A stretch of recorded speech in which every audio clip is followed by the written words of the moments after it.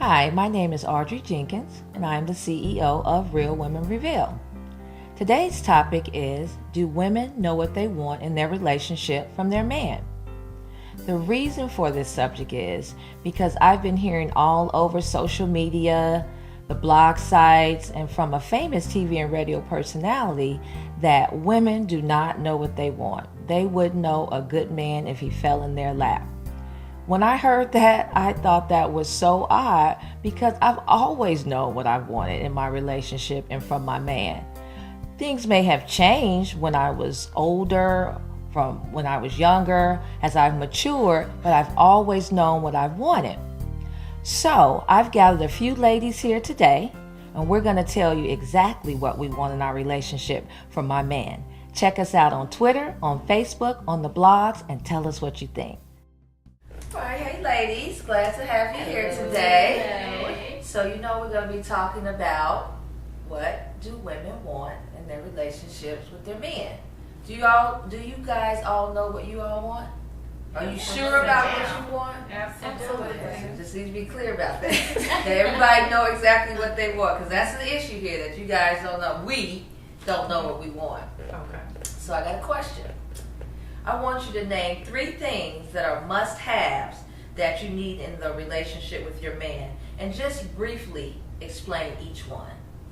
So we'll start with you, Erica. Oh, great. 3 things that are must-have. 3 must-haves. He has to have a job. He has to have stability. And he has to love God and his mother. And why? A job because getting older. I cannot carry the weight. When I was back in college, it may be something different, but now that I'm stable in my career, I need someone that's on the same track. Loving God because I'm a woman of faith, and loving his mother because the way he treats her is the way he's going to treat me and our kids. Okay. All right, we'll just go around. Okay. Well, must-haves. I definitely agree that probably every woman wants to have a man with a job, or at least, be on an equal playing field as you are. So that's definitely there. Also, I think a man has to have confidence if he wants to be with me, because I don't want to have any kind of lack of trust issues going on. If he's not confident, or jealousy or controlling behaviors. And finally, I feel it's important that we have similar interests or direction in life, at least at that point in time, because although people will grow and change, if your life path is taking you here and my life path is taking me here, that just hasn't worked for me in the past. So at least some kind of common goals. Yeah. Okay. Alicia? I agree with what both of you ladies have said. I also think that he must have a good heart, because that's very, very important to me.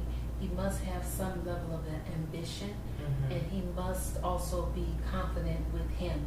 So, and the reason why I say that is because I'm very, very ambitious, and I am the type of person that goes and does things, and so you have to be confident with yourself in order to be able to handle me.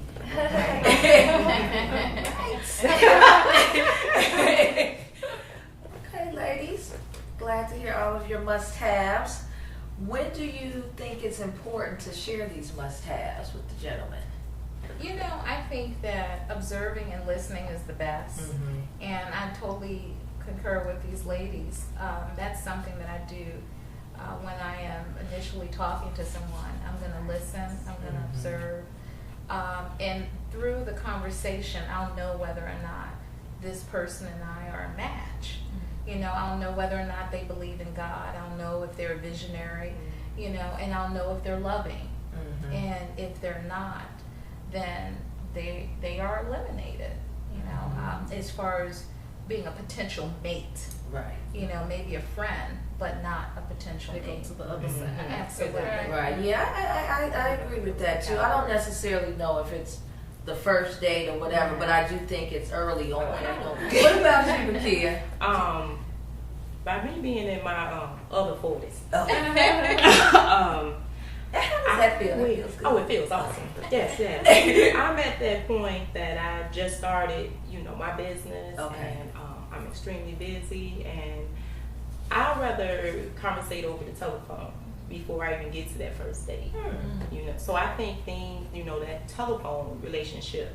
That's will old school. reveal- That's another 40 right there. That's another 40. There I'm you gonna go. take because I have time Right, to do okay. this, and to listen to what the conversation is each time you speak, and I think that it will reveal a lot if you, like Rosalind said, you just sit back and you listen to what they have to say. What the conversation is. What's important to them. Those things. All of those questions will be answered before you even say, let's go ahead, go out on that date. So I think that eliminates a lot. So you get all in on the telephone. Okay. No pressure. Especially now, there's so many different mediums of meeting people, and there's a lot of online dating. And online dating, I think it has its advantages and disadvantages. And one advantage online dating is that you get a chance to talk to those people before going out. So, back to the must-haves. Do you ever feel there's a reason to disregard your must-haves or put them on the back burner? I really don't know. It would depend on the person, because sometimes you're attracted to a person before you even know, your must-haves. So I would say maybe, but the one for putting God first, no. That's No, for sure. that's something you can't. So, do. in saying that maybe, Mhm. would that lead to some of these personalities or men to say that we don't know what we want because it's a maybe? Not necessarily, because you're saying, is that something that you can surprise? If you meet someone and there's a chemistry there, some of those things may not be as important. You know what I mean? The one quality that is important that I can't waver from is his belief. I can't. Okay. Being ambitious, I may enhance him where he becomes ambitious. You see what I mean? Feel you. So it just depends on, what chemistry is there at first. Your must-haves, they're not always, concrete. And that doesn't mean that I don't know what I want in a man, because I know I want you to be God-fearing. I know that. I know I want and must have you to treat me the way that I deserve to be treated. Right. That doesn't waver. Right. And I think our must-haves, like we were talking about earlier, they kind of change sometime as I'm sure in our 20s. Oh, yeah. They were different. Yes. They were different from 30 to 40.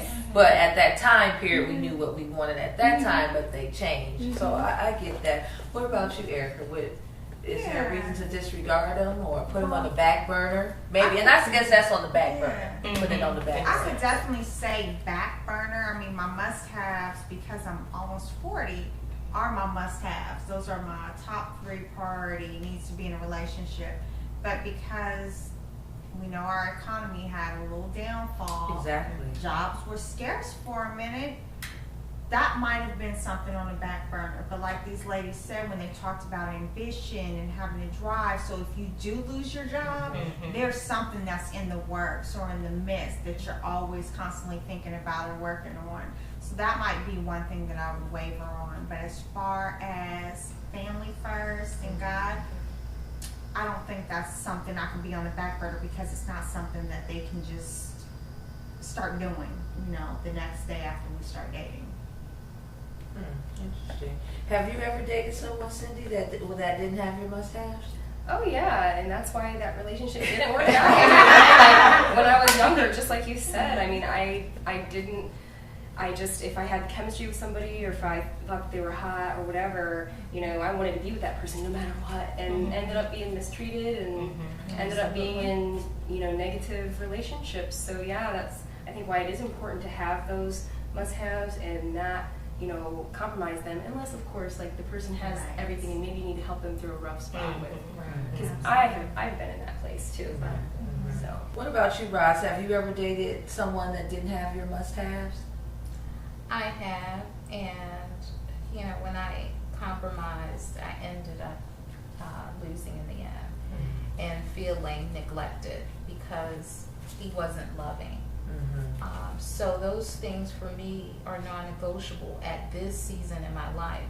Now, if I was 80, of course, I would want him to definitely have God in his life. But as far as being a visionary, no, at that age, I probably want companionship. You know, I wouldn't mind of course, someone loving, someone to sit there and rub my leg or rock in the rocking chair with me, but he doesn't have to be a visionary at 80. But at this stage of my life, this season, he has to possess all those three qualities. That's important to me, and those are non-negotiable. That was good. Thank you, ladies. Thank you so you. much. Thank So we're ready for all our bloggers and Facebookers to hit us up and Tweet let us us. know what you think. Yeah, tweet us and share some of those stories. See if we're way off, and we really want to hear from men. Because we want to know. Absolutely. We want to know, do they know what they want? It's you know always what you do we want? isn't what we Yes. want. So we want to know. I think we kind of put it down here to let everybody know that we know what we want. So stay tuned for the next segment, and sisterhood always. Thanks so much.